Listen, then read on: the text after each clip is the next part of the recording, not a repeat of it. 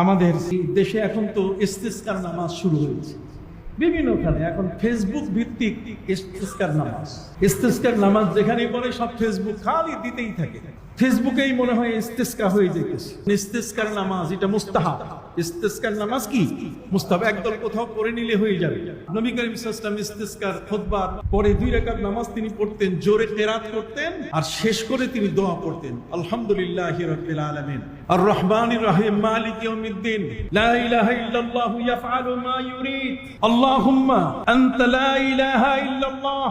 আয় আল্লাহ, তোমার সমস্ত প্রশংসা, তুমি ছাড়া আর কেউ নাই, তুমি রহমান এবং রহিম, তুমি বিচারকের কি মালিক, তুমি এমন, তুমি যা ইচ্ছা তাই করতে পারো।